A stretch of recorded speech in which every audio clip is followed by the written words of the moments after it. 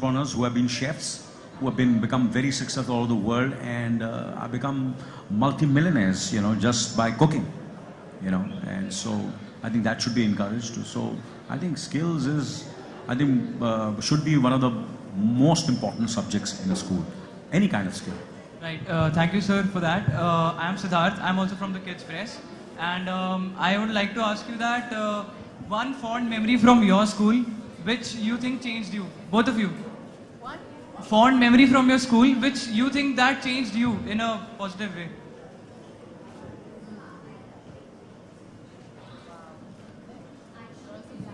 No, I am not. Matter of fact, there is one memory which I have, which is kind of like a fear.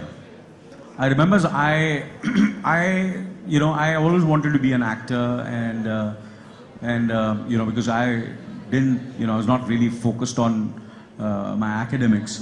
But I've never failed in my life. I've always passed. But I used to study at the last moment and still pass. Same Which is here. wrong, and something which I learned, and which is a memory, is I did an elocution competition. I won that elocution competition. I won the second prize, so I felt very, I felt very, happy, but somewhere I think, something went, I got a little swollen head. And then I had a debate competition, the inter-school debate competition. So in the school I won. And in the debate competition, I tried to learn it at the last moment. And when I went on the stage, I went blank, completely blank. And I was, and that memory has had such an impact on me that till today I can't forget. I think I was in the 6th or 7th or 8th standard, I don't remember. I was so young, but that memory is not gone. And that really, really, it's not a fond memory, but it's a memory which really and that's something which I can never forget. So after that, whatever I do, I try my best that I prepare. So I think, that's what really I gained from that. So that's one of the memories which I have in my, which I remember from school, that I completely went blank when I went on stage. I just didn't know what to say. You can imagine, I so still frightening. have that. So frightening. I still have that problem. Yeah, no, for me, it's probably, we had a annual drama school competition. So that's where I first started getting into drama. So every year we would have like an inter-school. Many of the schools in Ooty and around Ooty would come together and perform plays and have a competition and stuff. So for me, that was always something I really looked forward to, and I always saw it as a fun thing. I never realized that I was also educating myself for my career at the time. So yeah, it was great. Thank you very much, Anil Thank sir. you, thank you you. very much, Kalki, for spending your time with all the children, for coming out and pledging your support to PNG Shiksha. We are really, really grateful for that. Thank you so much. We'd like to thank all of you. We'll have the one-on-one interviews, which are PR.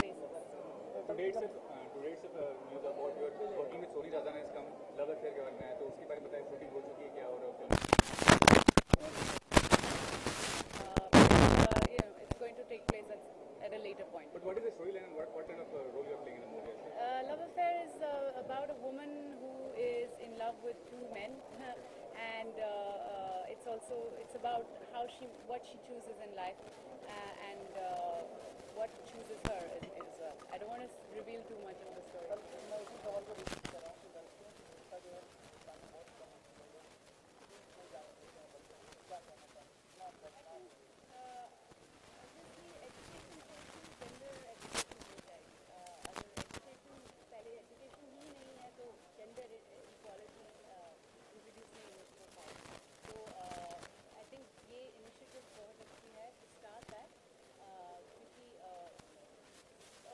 लड़कियों को educate करना है, तो लड़कों को भी educate करना है कि लड़कियां इक्वल हैं, तो दोनों बहुत जरूरी है. Very important to include men and women, girls and boys in our pursuit of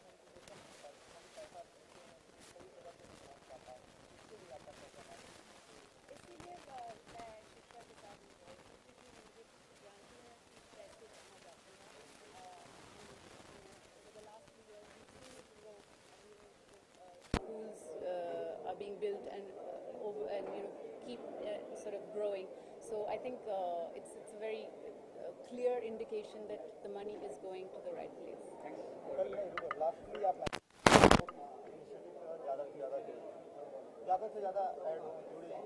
हाँ, एब्सोल्युटली शिक्षा एक इनिशिएटिव है जो आई थिंक 11 साल से हो रहे हैं और इट्स वेरी डिपेंडेबल और it's very easy to support it because you know P&G is a brand which is very widely known. You know, most of our home products, Tide, Gillette, Whisper, these are products we need to use on a daily basis. So you are probably already contributing to Shiksha without even knowing it. So thank you for doing that, and maybe you can be more brand conscious next time you choose to you know, buy something. Thank you.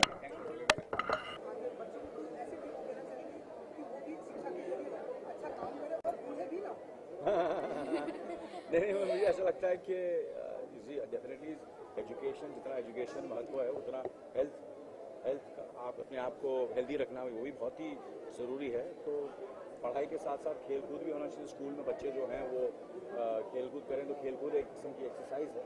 तो मैं यही उनसे कहूँगा कि जितना ध्यान आप पढ़ाई में देते हैं, थोड़ा बहुत ध्यान खेलकूद में भी देना चाहिए। और डेफिनेटली अभी मेरे ख्याल से सुनने में आया है कि स्कूलों में योगा, आपके स्कूल में है योगा? आपके स्कूल में बहुत ही अच्छी बात है कि स्कूलों में योगा पढ़ाया जाएगा, क्योंकि ये हमारा एक कंट्रीब्यूशन है पूरी दुनिया को। हमारा एक सॉफ्ट पावर है जो हमें उसे फिर से उस जो हज़ारों साल पहले जो हमारे हमारी जो पैदाश है, जो सीख है योगा की, वो हम सब बच्चे भी सीखें और योगा से जहनी तौर पर हर तरह से उससे फायदा है। मैं यही इंकरेज करूँगा। याद आप अपने कॉलेज के स्कूल के दिनों की याद? हाँ जी। कोई खास याद आपको है जब आपको डांट पड़ी थी टीचर से या कहीं? मुझे हमेशा डांट पड़ती थी, खास के मतलब रोज ही डांट पड़ती थी मुझे। Sir, you have been part of international project और अभी हाल में इरफान खान भी इंटरनेशनल प्रोजेक्ट पार्ट है, लेकिन लेंथ बड़ा है अगर देखा जाए तो आपके मुकाबले। क्या मतलब जो टैलेंट था आप लोगों का रिकॉग्नाइज तो किया जाता है, लेकिन अल्टीमेट रिकॉग्नाइजेशन कह सकते हैं इंटरनेशनल प्रोजेक्ट में काम करने को इस तरह से? नहीं भाई, मुझे ऐसा लगता है कि आजकल क्या हो गया, पूरी दुनिया जो है वो बहुत ही छोटी हो गई है। एक ज़माना होता था कि जहाँ मेरे ख्याल से कहीं से भी कोई भी अच्छी स्टोरी आए, स्क्रीन पे आए और आपको अगर रोल आपको पसंद आए तो कहीं से हो, चाहे वो चाइना से हो। अब चाइना भी बहुत बढ़िया फिल्में बना रही है और फ्रांस में इंटरनेशनल फिल्म हॉलीवुड में तो बनती हैं, हिंदुस्तान में तो बनती है। कहीं से भी आप अच्छी कहानियाँ तो करनी चाहिए।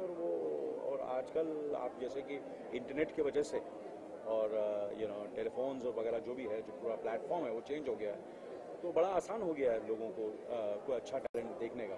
पहले हमें क्या होता था कि अगर इंटरनेशनल काम करना होता तो हमें एजेंट जो है वो हमें वहाँ जाना पड़ता था उसे ऑडिशन करने के लिए वगैरह वगैरह। अब तो हम स्काइप पे भी ऑडिशन कर सकते हैं और हमारा काम जो है वो उन लोग देख सकते हैं कहीं भी। तो मुझे लगता है ये मैंने कहा था जब हमारी फिल्म रिलीज़ हुई थी कि ये तो ये शुरुआत है। देखो आगे देखो, ऐसे बहुत से कलाकारों को बहुत ही अच्छा और बढ़िया काम मिलेगा। मुझे खुशी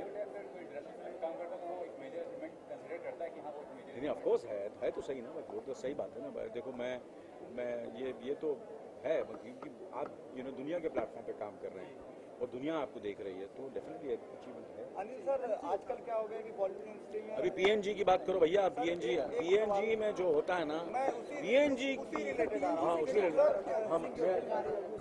पीएनजी देखिए, मैं शिक्षा का मैं तो चाहूँगा कि कोई ऐसी फिल्म बने जो जैसे पीएनजी कर रहे हैं, कि ऐसी कोई फिल्म बने, ऐसे ही कोई जो इनकरेज करे, जो एक ऐसा मैसेज पूरी दुनिया में और हिंदुस्तान में फैलाए कि कि कितनी ज़रूरी है शिक्षा। और मुझे ऐसा लगता है कि ऐसी फिल्म किसी को बनानी चाहिए। मुझे लगता है जैसे कि बड़े बड़े जो हमारे फनकार थे, डायरेक्टर्स थे, उन्होंने बनाई हैं फिल्में, जैसे राज साहब ने बनाई और वी शांतराम जी ने फिल्में बनाई हैं, तो ऐसी फिल्में बननी चाहिए।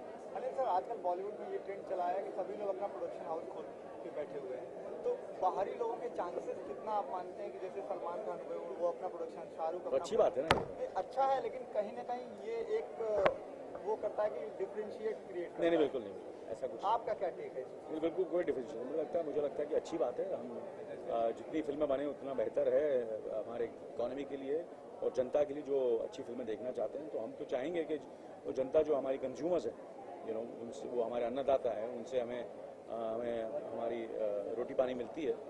तो हम अच्छी अच्छी फिल्में बनाएंगे तो हमें जितना एक्सपीरियंस है एज एन एक्टर ऑल्सो, और हम मुझे ऐसा लगता है कि हम ऐसी भी फिल्म बना सकते हैं जो, जैसे मैंने गांधी माय फादर बनाई थी, वो दूसरा कोई प्रोड्यूसर तो बनाता ही नहीं, क्योंकि उसे लगता है कि ये बड़ा रिस्की प्रोजेक्ट। तो एज एन एक्टर मुझे लगा कि मैं बना सकता हूँ, मैं ये मैं ये कदम उठा सकता हूँ। तो इसी तरह मेरे ख्याल से कितने जो कलाकार हैं, हमारा जो हीरोज़ हैं और एक्टर्स हैं, वो इसलिए फिल्म बनाते हैं कि उनको ऐसा लगता है ये प्रोड्यूसर, उनको लगता है कि ये इकोनॉमिकली या कमर्शियली वायबल नहीं है, तो वो अपनी दिल से फिल्म बना सकते हैं। जैसे कि मैं कहा कि पीएनजी और शिक्षा पर भी फिल्म बनानी चाहिए, तो हम जैसे कलाकार कर सकेंगे ये सब चीज़ें। लास्ट अगला अपना जो अगला मैं जो असाइनमेंट या प्रोजेक्ट जो मैं कर रहा हूँ वो 24 जो बहुत ही कामयाब रहा पहला सीज़न, उसका दूसरा सीज़न मैं शूटिंग शुरू कर रहा हूँ। जैसे ये बारिशें बंद होंगी उस पर मैं दिलो मेहनत से, सिंसियरिटी से हम सेकंड सीज़न 24 का आप लोगों के सामने पर छोटे पर्दे पर आप मुझे फिर दोबारा 24 में देखें एज जय Singh Rathore. Thank you sir, thank you.